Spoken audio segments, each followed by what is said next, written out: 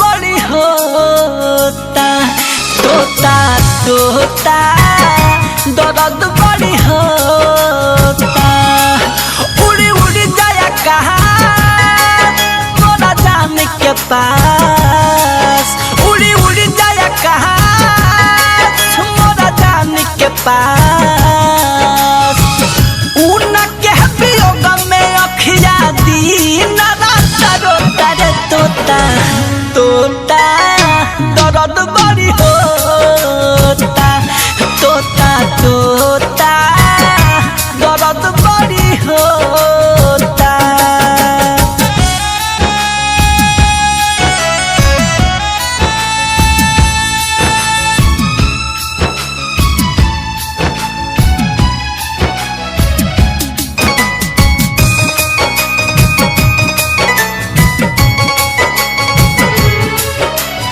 तोहे अपन संगतिया बुझनी छोड़नी साथ जमाना के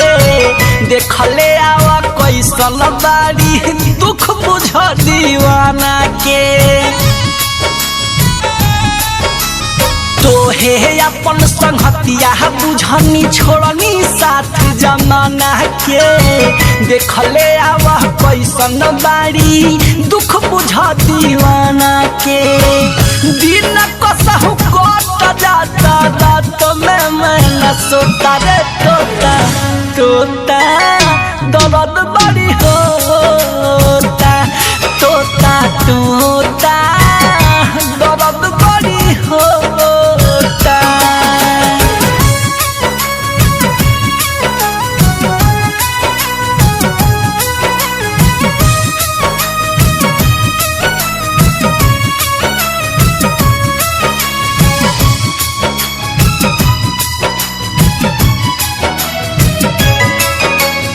निक न लागे खाना पीना से जिया काटे धावे जब से जाने जुदा मोरा भइली बहुते याद सतावे हाँ निक न लागे खाना पीना से जिया काटे धावे जब से जाने जुदा मोरा भइली बहुते याद सतावे दुआ करो उजरो ना मोहब्बत के खोता रे तोता तोता दर्द बड़ी होता तोता तोता दर्द बड़ी होता।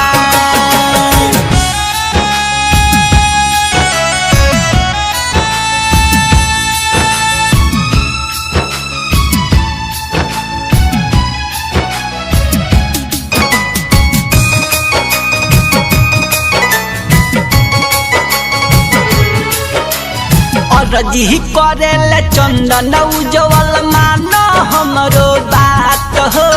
प्यार में कतही भरत संगे होत त नइखे घात हो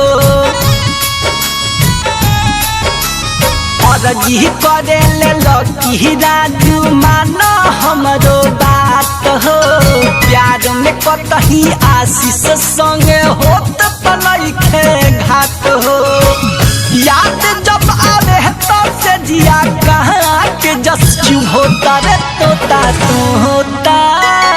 दर्द